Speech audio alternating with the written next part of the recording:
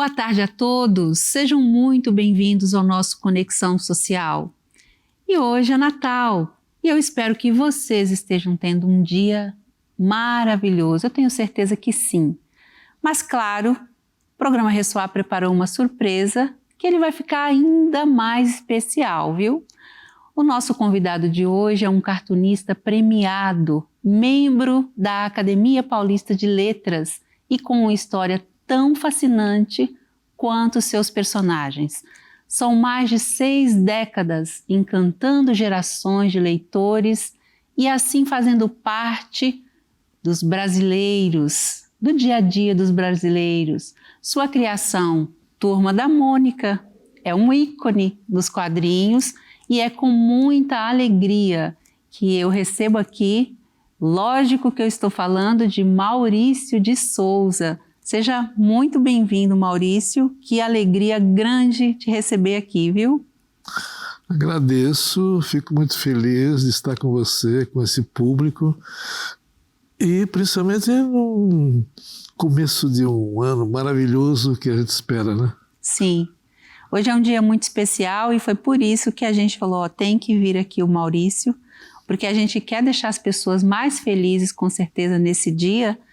E a sua história, né, Maurício, faz parte da nossa. A gente cresceu com você, alguns que nos assistem agora estão começando a sua vida já conhecendo o seu trabalho e a maioria que já tem filhos, que incentiva os filhos também a ler, a consumir esse conteúdo que nos alegra tanto.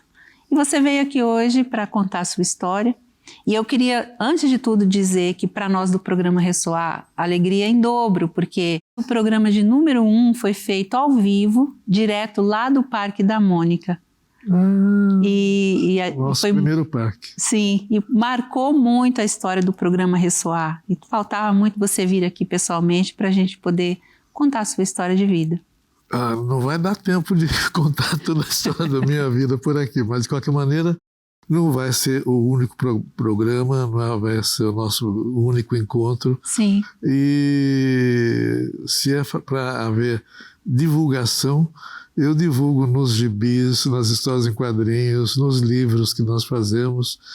E com tudo isso nós temos esses personagens vivos, né, que participam da vida do brasileirinho desde cedo, do brasileiro jovem e do brasileiro até mesmo o idoso. Sim. Que alguns até já me confessam que aprenderam a ler com as minhas histórias. Muita gente foi alfabetizada mesmo e tomou gosto pela leitura com os gibis, né? Com os seus gibis. E a gente queria que você começasse falando para a gente como é que você iniciou sua carreira, descobriu que você seria alguém que ia contar história através dos quadrinhos e ia com essa arte e passar todo esse legado que você hoje tem com tantas pessoas. Eu sou privilegiado, eu nasci numa casa de arte, uma casa de artistas.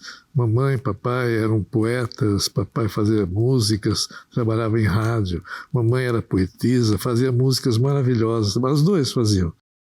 Aliás, era uma competição. Mamãe fazia umas músicas muito bonitas, muito melodiosas. Papai fazia umas músicas assim de dor de cotovelo. Eu gostava mais das músicas da minha mãe, porque eu não entendia bem dor de cotovelo naquele tempo, né? Mas, de qualquer maneira, tinha muito livro em casa. O meu livro de cabeceira era um dicionário Larousse, um dicionário francês, que tinha figurinhas, tinha desenhozinhos. Eu folheava aquele livrão grandão e depois os livros que papai me trazia também. Não gibi ainda, eu não conhecia, não sabia o que era gibi. Até que um dia, eu já estava andando sozinho pela rua, eu vi um gibi jogado na calçada. Eu olhei aquilo, tinha umas cores, uns personagens ali que eu vi, tinha um coelhinho. Eu peguei o gibi, estava jogado, levei para casa. Mostrei para minha mãe e falei, o que é isso, mãe? Ela falou, isso daí é a revista de história em quadrinhos. Tem os personagens, tem historinhas. A gente lê, aprende a ler, como você que vai aprender um dia. Mas só que não foi um dia.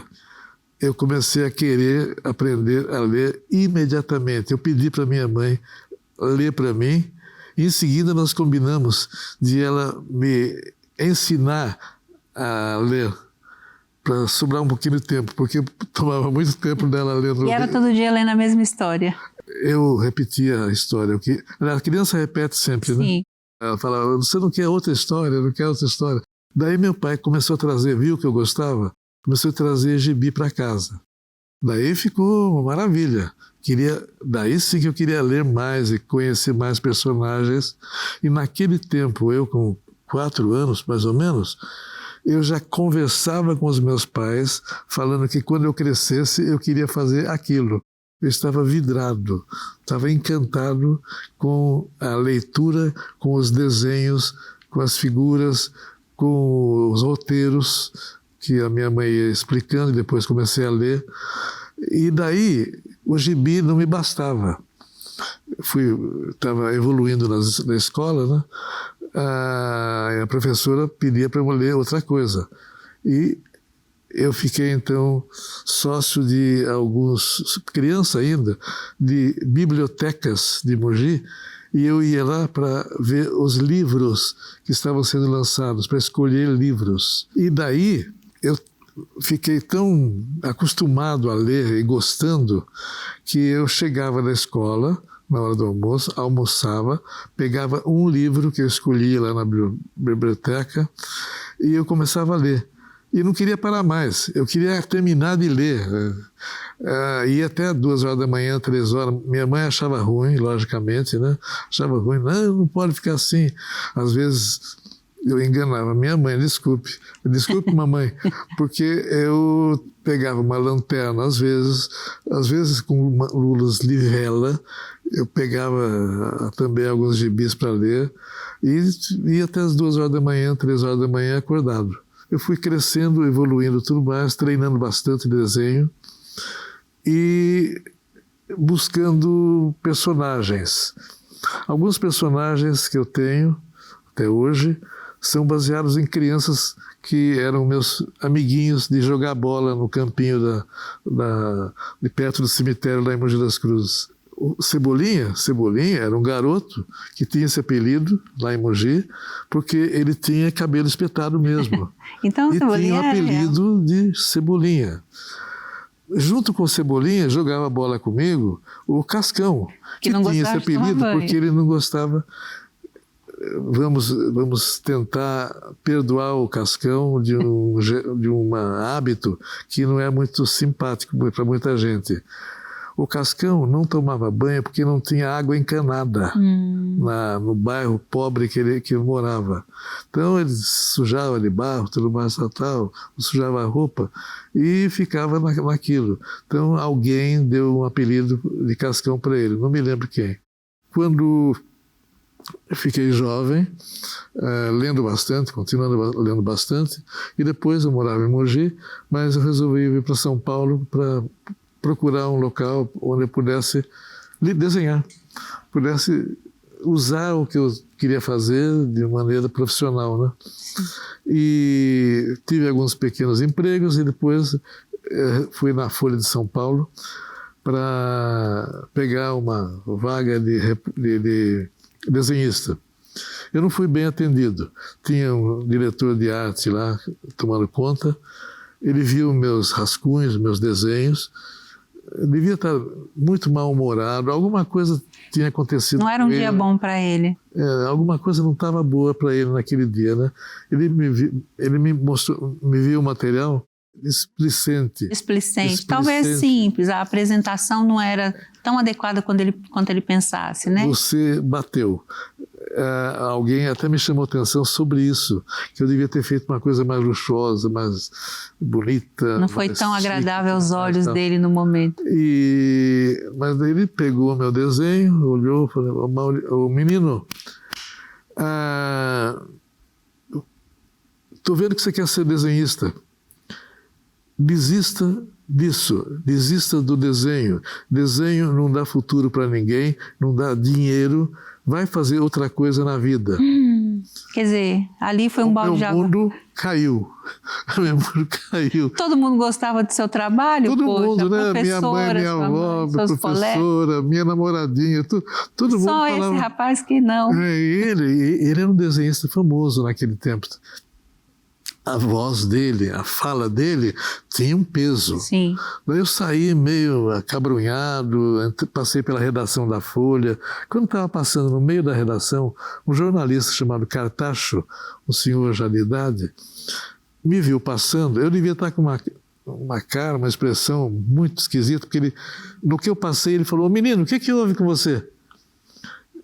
Eu devia estar com uma cara de candidato a suicídio, para ele pescar que devia estar abatido mesmo, né?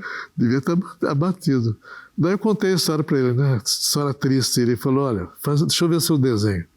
Ah, mas você desenha, mas você pode aperfeiçoar isso aqui. Faz o seguinte, aqui no jornal tem umas vagas aí, não pagam muito bem ainda, mas eu tenho uma vaga. Eu tinha falado para ele que eu lia muito, escrevia bastante também. Ele falou: já que você falou que escreve, que gosta, tem uma vaga de copydesk. Copydesk seria o corretor de texto. Os repórteres chegavam correndo, digitavam rapidamente, cheio de erros de português e tudo mais. Eu tinha que chegar lá e corrigir. Então eu era bom no português, peguei uma vagazinha lá e comecei a trabalhar na redação. Por quê? Porque o Cartacho falou: você tem que aperfeiçoar o seu desenho e depois apresentar aqui na Folha para amigo seu, colega, chefe de redação, que vai conhecer você, vai tomar um cafezinho, de vez em quando vai tomar uma cervejinha e tudo mais. Eu já tinha 18 anos, podia tomar uma cervejinha. Então entra para fazer qualquer coisa.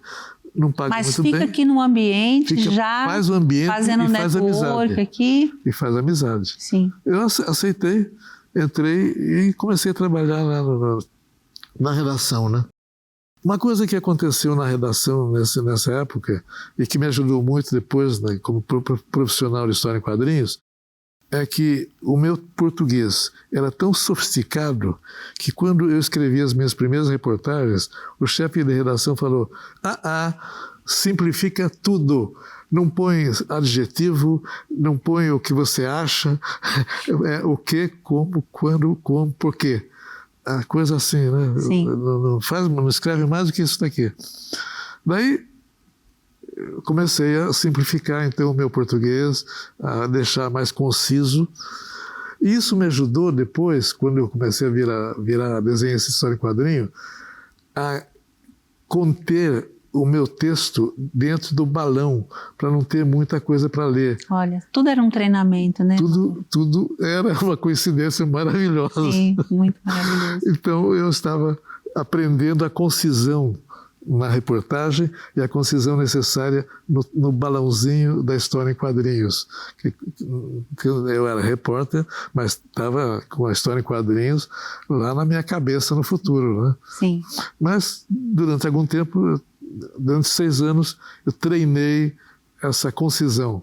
Treinei escrever de uma maneira direta, limpinha, fácil de ser lida rapidamente pelo pessoal que pega um gibi e quer ler rapidamente. Rapidamente. Né? E com isso, passou o tempo, chegou um tempo, falei: não, agora chega de repórter policial. Não é o que eu quero. Aliás, quando eu fui convidado para ser repórter policial, eu fiquei muito temeroso porque eu tinha um problema sério. Eu não podia ver sangue, que eu desmaiava. Ah, meu Deus. E eu avisei como é que você isso. Ia fazer? Porque você ia ter que cobrir eu avisei, factuais, né? Eu avisei o pessoal da reportagem, mas eu já era muito amigo deles. Eles maneiraram um pouco, perdoaram e achavam que eu ia achar um jeito de fazer o trabalho, né? Nem que fosse desmaiando, talvez. Mas tudo estava caminhando, até que eu me lembrei que eu estava querendo na vida fazer história em quadrinhos. Daí um dia eu voltei para casa, não voltei para a Folha, para o jornal, e comecei a fazer a minha primeira tirinha na vertical. e levei na redação. E quando eu entreguei para o pessoal, os diretores da redação, eles olharam o material, a tirinha, e falaram, tá bom, tá bonitinho, tá legal, bacana isso aqui. Daí eu perguntei para eles, vocês publicam? Publicamos, sim. Vocês pagam? Nós pagamos. Então, minha demissão de repórter está aqui, agora eu quero ser desenhista de história em quadrinhos. Olha, aí ele iniciou. E daí, como o velho Cartacho tinha sugerido, eu tinha falado com amigos meus, com conhecidos meus, que estavam acompanhando e eram parceiros. Então, com isso, eu comecei a desenhar as minhas primeiras historinhas, né? Bidu e Franjinha foram os primeiros, e depois veio Cebolinha, geralmente baseado naqueles meus amiguinhos da infância, né? E a inspiração era depois eu fui meninos. premiado com filhos. Daí... Quantos ao todo, Maurício? 10. 10. Então, era uma beleza eu estar olhando a criançada, Mônica, Magali, Mariângela, brincando na minha perna, que eu trabalhava em casa, na sala de casa, né? Eles brincando, a Mônica carregando um coelho, a Magali comendo uma melancia. Então, e ela era comilona mesmo? Era e é. É ainda? E não engorda. Não, isso é bom, tem uma genética boa, é um milagre, né? Eu não sei como é que ela consegue. Mas então... eu não estava inventando nada, eu estava olhando em volta e sentindo o que acontecia, como é que era o relacionamento das crianças e de meninas, porque eu sabia dos meus moleques, dos hábitos dos meninos. Alguém me chamou atenção, até mesmo na redação, falando, cadê as meninas, cadê as mulheres na sua história? Daí eu me dei conta, daí eu fui olhar de perto as minhas filhas e deu tudo certo também. Então, muita coisa foi acontecendo, realmente na base de sorte, de coincidência, não sei. Deuscidência, que Deus abençoou muito. Alguma coisa estava dando certo, de qualquer lugar que tenha vindo, deu certo. Realmente é uma história admirável e emocionante. Enquanto você contava, vai passando uma história na nossa cabeça, né? Porque a gente acompanhou um pouco disso, e inclusive quem está lendo a historinha, se divertindo ali, não sabe o processo que está por trás, né? Toda essa história que você foi construindo, né, Maurício? E de contratar pessoas, de formar uma equipe, de ensinar a fazer o traço. Sem a equipe eu não teria feito isso aí. Eu tenho uma equipe que se mantém maravilhosamente. Acabamos de fazer uma festa anual de premiação do pessoal que está há mais tempo na casa e tudo mais. Tem várias pessoas lá com mais de 50 anos de casa. Olha só. E a gente... Apaixonada demais pelo que faz, né? E tem pessoas lindas, artistas maravilhosos, roteiristas muito bons também, que a gente vai criando lá no nosso ninho, no nosso estúdio, e com mais coisas, cada vez mais agora entrando em cinema, depois de alguns filmes que nós fizemos aí e que deram certo. Sim. Agora nós estamos entrando no cinema cada vez mais também. Nossa, e Maurício, como é que você avalia, assim, a sua influência, né, e dos personagens na vida de milhões de pessoas, né? Milhões de brasileirinhos. Milhões. Os adultos, e aí você estava falando já de um público mais idoso também, e os jovens começando, né? E a criançada aprendendo a ler no gibi, né? Sim. Não, isso é lindo. Então, o que eu queria fazer desde criança, lá de 4 anos de idade, eu quero fazer isso quando eu crescer. Então tá bom, eu continuo crescendo e fazendo o que eu gostava. Isso é maravilhoso, né? Porque você ganhou prêmios no Brasil, prêmios internacionais, e você, na verdade, representa o Brasil, é um orgulho para nós, né? Eu imagino o quanto que isso para você também tem uma importância muito grande. Eu queria até que você falasse como é que você se sente representando o nosso querido Brasil aí, em tantos outros países, levando a sua arte e um trabalho tão extraordinário que não só transforma a nossa vida no sentido de entretenimento, mas de cultura mesmo, né, Maurício? Falando em cultura, estou preparando também mais um filme, o Chico Bento. Você quer uma cultura mais brasileira? Do que o Chico Bento. Muita gente se identifica com ele. Eu adoro ele. É assim, eu sou mineira e eu cresci vendo as pessoas, né? Aquele mesmo estilo, aquele mesmo padrão, né? Então é uma coisa muito familiar. É o que nós estamos fazendo cada vez mais. Na medida do possível, onde nós podemos, a gente abrasileira bem o que nós criamos. E eu senti, porque o nosso material saiu em outros países também, eu senti que o que nós fazemos, do jeito que nós fazemos, toda criança do mundo vê, aceita, gosta e quer mais.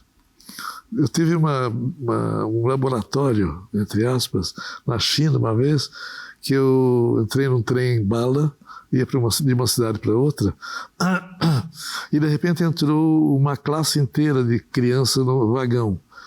Aquele barulhão todo, aquela correria, pulando nas carteiras, nas cadeiras, tudo mais, né? Falei, bem, vai ser uma viagem bem animada, não vai dar para eu tirar uma cochilada nem nada, né? Bem, daí falei, mas eu estou aqui com uma valise com várias revistas da Mônica em mandarim, em chinês. Olha que oportunidade. E daí eu falei, vou distribuir para a criançada. Comecei a distribuir. A criançada pegava a revista da Mônica, sentava onde dava, começava a ler e todo mundo ficou quietinho até o fim da viagem. Então, foi o meu mais barato e mais interessante, mais lindo laboratório para eu saber, sentir. E natural, orgânico demais, porque você não estava nem preparado, né? Não tinha planejado nada. Que legal. Mas funcionou, se funcionou lá, e funcionou também em outros países, na Itália, na Espanha, Portugal sempre, mesmo em português, né? Todo português de certa idade conhece a turma da Mônica. Ou do Cebolinha. Então, adoro Portugal, adoro a França, que nós tivemos também. Na Itália também tivemos revista. Em alguns países do norte da Europa também. Na China, durante muito tempo, saiu nosso material. Na Indonésia também. Então, E agora, com um desenho animado curtinho que nós temos, que a gente chama de Mônica Toy, pelo YouTube. Que é facinho e eles estão ali interagindo, né? E eles estão interagindo e não tem idioma. Então a gente termina o desenho, que é um desenho curtinho, e já espalha pelo mundo. Então, e ali é a imaginação da criança, né? E daí... Que é os que não sabem ler, eles mesmos constroem a história. O filmezinho, ele se explica. O som é bom, a musicalidade é interessante também. Então, e nós já tivemos números maravilhosos do Mônica Toy. Tivemos bilhões de views. E continua. Agora mesmo temos mais um contratinho de um grande país aí que eu não posso falar o nome ainda. Ainda é segredo. Ainda é segredo. Que legal. Agora, assim, uma curiosidade que eu acho que todo mundo, quando está com você, que tem a oportunidade, quer saber. A Mônica, ela é dominadora daquele jeito mesmo? Quem que ela puxou, Maurício? Porque você é calmo, né? Você é tranquilo, assim. Mas a personagem é exatamente o que é a Mônica? Eu sou de uma família de mulheres fortes, mulheres realmente empoderadas. Empoderadas. Mônica tem um temperamento aí assim de dominadora, mas não é dominadora num bom sentido. Não agressiva, né? Mas aquela pessoa que toma conta do pedaço, mas que não chega a ser agressiva. Ela é diretora comercial. É o ápice da empresa lá, como cargo. Sim. E trabalha maravilhosamente, está dominando o processo há anos e anos e anos. Começou numa lojinha, a primeira lojinha da Mônica que eu fiz, eu contratei a Mônica e ela gostou do balcão, e do balcão ela extravasou para onde ela quiser. inclusive no mercado internacional que ela está começando a mexer também. Então, a família ajudou, as coisas deram certo, as observações que eu tive que fazer aqui ou ali também eu fui juntando peças para fazerem parte do conjunto da obra. Sim. E não paramos com isso, sempre tem alguma novidade. Vários deles trabalham com você, dos 10, quase todos trabalham ali com você, né? Acho que metade está conosco. Muito bom. E aí você tinha uma ideia que eu ouvi você falar em outras oportunidades, que queria criar a turminha idosa. Esse é um projeto que já tá em andamento, já aconteceu? Está em estudo, sim. Está em estudo. Por sinal, foi uma sugestão que um empresário japonês, que também publicou nosso material lá no Japão, ele lançou o personagem Horácio no Japão. Ele falou: Maurício, você está perdendo dinheiro. Por quê? Porque você não está vendendo para os idosos. Os idosos hoje têm economias, ele estava falando do Japão. Sim. Tem economias, tem isso, tudo mais. Então nós aqui no Japão estamos produzindo diversos materiais, diversos produtos que são adequados para essa faixa etária. Essa faixa etária. Falei, é mesmo. Voltei, já peguei a bola e peguei todo mundo. Pessoal, vamos lá procurar agora. Criar um conteúdo. Criar produtos para os idosos. A pessoa está trabalhando nisso lá. Olha só, parabéns, isso é muito bom, porque é o que você falou, eles têm um poder aquisitivo, eles estão numa fase que eles têm mais liberdade de tempo, inclusive, e eles gostam de consumir coisas bacanas, inclusive que remetem à sua infância e juventude e tudo mais, né? Produzir coisas bacanas. Ah, muito bom, muito bom. Eu quero depois que você volta aqui para a gente falar mais, porque a gente tem um público aqui no Ressoar que ele está ali numa idade, vamos dizer assim, uma segunda metade da vida, né? E a gente precisa, e inclusive ali você pode, como você sempre faz, é muito educativo o seu conteúdo, né, Maurício? Em alguns momentos ali você ensina muita coisa boa, inclusive cuidar, né? Cuidar de si. Então isso é muito bom, dá para aproveitar muito isso também, para fazer esse sócio educativo, né? Eu quero imaginar que o nosso público tenha os cuidados que eu tenho também com o meu corpo, minha saúde, meus objetivos e minhas esperanças. Muito bom. Agora, Maurício, você também tem o Instituto Maurício de Souza, sim, do qual aqui a gente tem uma alegria muito grande de ser parceiro, de fazer alguns projetos juntos. Queria que você falasse da importância dos projetos sociais lá, para todo o seu ecossistema, né? Nossa, mas é tão variado o que nós fazemos. De qualquer maneira, nós fazemos, por exemplo, regularmente, revistas especiais, não comerciais, não revistas de banca nem nada, com assuntos os mais atuais possíveis, que estejam na ordem do dia, com o pessoal precisando ser esclarecido sobre aquele tema.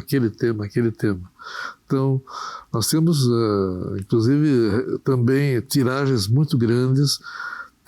Empresas nos procuram para fazer também algumas revistas especiais sobre diversos assuntos. Então, é outro lado que não é comercial, mas que faz um efeito danado. Sim. Não só no Brasil. As revistas já saíram em diversos países também, em inglês, francês, na África e tudo mais, e a gente está dando volta ao mundo nesse tipo de atividade também. Muito bom. Agora, Maurício, é Natal, né? Natal, opa! Natal, as pessoas... Espera aí, eu escutei um sininho aí, será que ainda está por aí? Acho que não. E as pessoas, é um momento de reflexão para todos nós, né? Tem muito empreendedor que nos assiste aqui e muitos gostariam muito que você desse conselhos, como se manter com tanto sucesso por mais de 60 anos, né, Maurício? Você já está com quantos anos? 87. Com 87 anos, iniciou, já desde pequenininho já sabia o que queria. Então eu acho que é um momento assim muito bacana de você falar fazer um balanço aqui do nosso 2022 que passou, das nossas perspectivas aí de 2023 e também dar alguns conselhos para quem quer aí ter uma vida longa no empreendedorismo, né? Precisa se cuidar, cuidar bem da carcaçazinha e ter todos os cuidados devidos, mas o mais importante é você estar bem de cabeça, porque a cabeça leva para diante para tudo, né? Lê bastante, né, Maurício? Ler bastante, se informar mesmo bastante também, ler, entender o que está acontecendo em volta, ou o que está acontecendo lá longe também, que às vezes pode influenciar a nossa vida. Eu penso que a informação é também um dos fatores mais importantes para a pessoa se trazer para si. Sim. A informação, o saber do que está acontecendo, e quais as tendências que estão chegando para perto da gente. É uma abertura que você tem que ter pela informação, pela necessidade e pela felicidade que a gente tem quando está bem informado, porque daí dá tudo certo. Sim, esse momento que as pessoas aguarda, porque todo ano novo vem com surpresas que algumas a gente tem controle, outras não, né? Mas se a gente está preparado, a gente passa por esses momentos com mais tranquilidade, né, Maurício? Sem dúvida. E principalmente, se você tem um sonho, vá atrás desse sonho.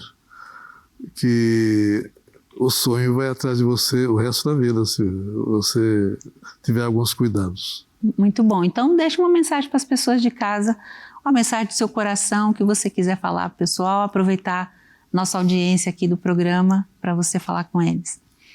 Bem, eu estou falando faz tempo já com esse pessoal todo aí, agradeço muito a possibilidade que eu tive aqui de falar com vocês, da minha história da vida, que vai virar filme. Daqui a alguns, acho que no fim do ano que vem. E eu costumo falar, o pessoal fala, você está sempre rindo, sorrindo, dá tudo certo, etc, etc. Tem um problema lindo na minha vida. Eu não sei ser infeliz. É só isso.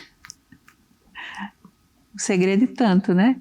Pois é. Aproveitar os momentos que a gente tem de verdade para viver, né, Maurício?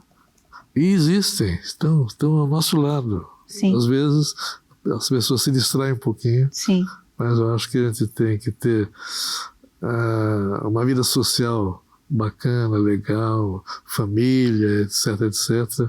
E principalmente gostar do que faz.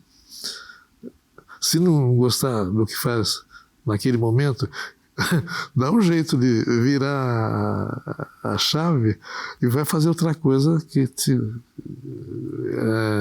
resolva melhor. Sim, que te deixe melhor. Bom, eu queria te agradecer, Maurício, está acabando o nosso tempo. Acho que para nós aqui do Ressoar faltava muito você, e num dia especial como o de hoje, ter você aqui no nosso programa é uma grande honra. Espero que você volte mais vezes, com mais tempo, para a gente continuar falando, para a gente lançar aqui a turma da Mônica Idosa, viu? Fica o convite já. Muito obrigada mesmo por você ter vindo. E se você quiser falar mais alguma coisa também, suas considerações finais, eu acho que os seus contatos, as pessoas, é muito fácil de encontrar, mas se você quiser deixar mais algum recado, fica à vontade, viu? Quiser falar do filme, mais alguma coisa que você quiser falar? Eu amo cada par de olhos que estão ali me olhando, me espiando, me ouvindo, e também fico à vontade para um dia desses a gente se conversar um pouco mais também. Muito bom, gente. E além disso, no dia de hoje, eu quero desejar um bom ano novo para todos vocês, um ótimo ano novo, com felicidade, com amor, com a família do lado, com objetivos atingidos, as coisas que a gente sonha sempre. Vai atrás que dá certo, viu? Maravilhoso, Maurício. Muito obrigada, viu? Que Deus te abençoe muito mesmo, que você continue cada vez mais com essa criatividade, com esse amor que você coloca ali no seu trabalho e que a gente sente o quanto que você ama, você e sua equipe amam o que faz, e isso transborda na nossa vida. Gratidão por tudo, viu? Obrigado, obrigado. E a você de casa, gente, muito obrigada por sua audiência. Quero desejar para você um Feliz Natal, um ano novo maravilhoso para você e sua família. Com os conselhos aqui do Maurício, a gente tem que viver, gostar daquilo que a gente faz e, claro, ir atrás dos nossos objetivos, viu? Siga o Maurício, siga Maurício de Souza, Instituto Maurício de Souza, que tem um trabalho extraordinário. Siga o programa Ressoar, me siga também. Um grande abraço e até o nosso próximo encontro.